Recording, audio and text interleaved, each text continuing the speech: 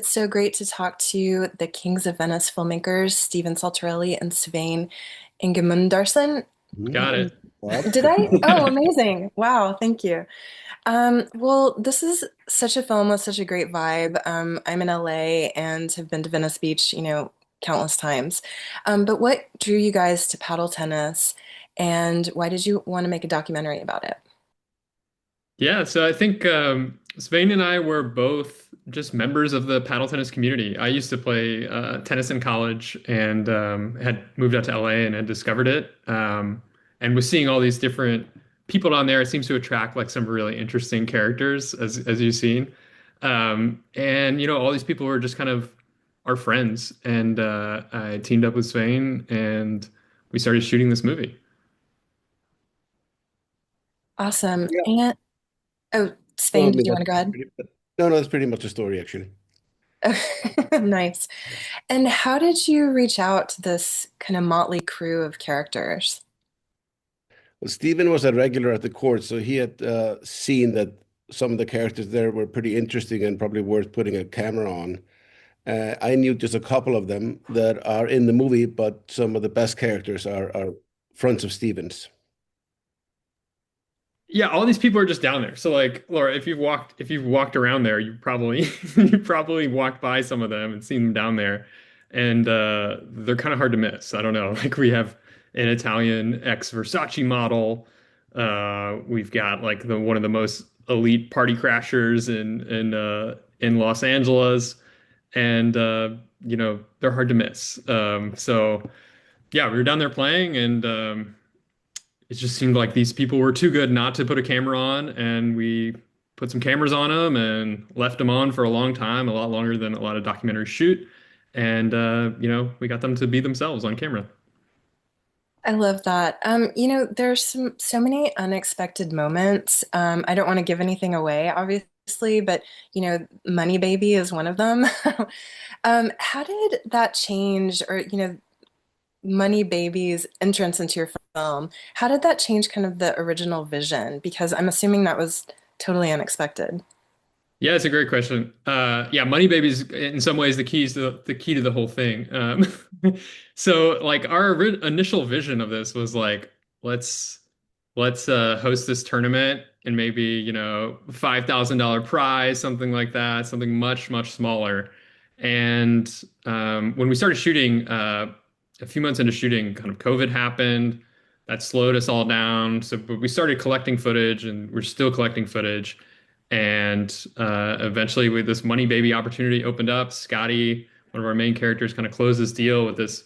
It was like a sports bar slash betting area in a Vegas casino, and got them to sponsor the tournament, and that allowed us to do kind of what we see at the end of the film, which is a winner take all $50,000 tournament right on the basketball court in Venice Beach, where like White Men Can't Jump is filmed, and it's crazy, and it's filmed by the camera team that shot Last Chance U, and like some other like really high quality Netflix shows, and yeah, no, we still can't believe that we pulled it off. We got the permit to shoot like literally an hour before the permit office closed, and the day before we had like a bunch of equipment and rented and people ready to go. So yeah, I don't know how we pulled it off, but definitely thanks in part to Money Baby for sure.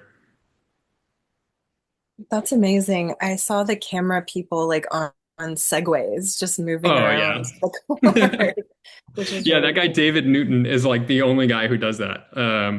And yeah, Terry Zumwalt it was kind of like the director of photography on that day, and he ran the Last Chance U teams, and he was like, "You got to bring in this guy David. He rolls around on a Segway and gives you shots." And it's like, okay, maybe. Like he's like, no, believe me, you're gonna want that guy on the Segway, and I think he was definitely right. Yeah, absolutely. Those were some great shots. The I don't, like I said, I don't want to give anything away, but kind of the end of Kings of Venice was less about the paddle tennis community kind of competing with them against themselves. There are a lot of like internal rivalries with the core group. But it turned into them kind of facing a common enemy. How did that fall into place with kind of the wild card players? Yeah, they happened to be in LA competing in a tournament in Newport or Long Beach. So it was very fortunate that they happened to be in the area, the top pickleball players. So yeah, they got into the tournament. I don't know if you know more to the story, Stephen. No, I mean that's it. Like they were just the top pickleball players in the world just happened to be in town the day before we were gonna shoot this thing. And yeah, we messaged them and they wanted a shot at the $50,000 and they came through. Wow. When I talk to documentary filmmakers, I usually ask, I feel like the original story isn't how the end results. Those are like two different things most of the time. What were some of I know you've talked about some surprises in your film. Were there any kind of any surprises that stand out particularly or challenges that you had to kind of overcome in getting your film, to to what it is today?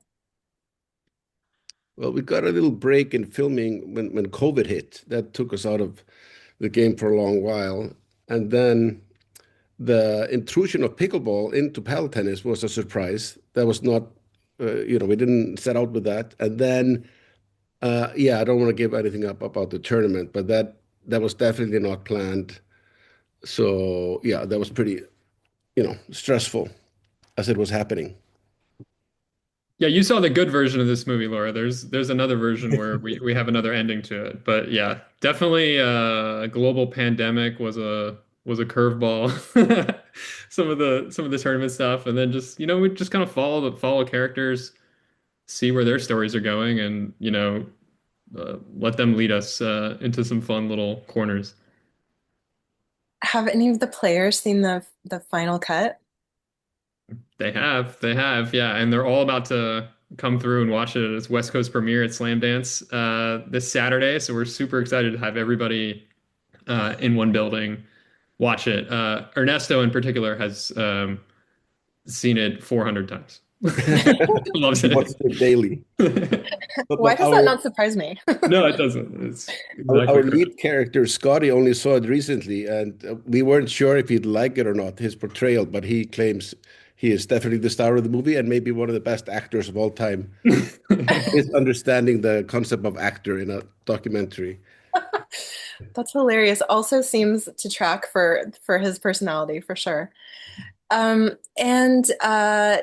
mentioned just since I'm writing this for an LA audience, you mentioned that the tournament or the not the floor, what was played on was donated to an LA middle school. Can Yeah. you say which school that is? Yeah, it's Mark Twain Middle School, Oh, which is in over right Rivers in Bay. Venice. Yeah. Oh, okay, gotcha. Nice.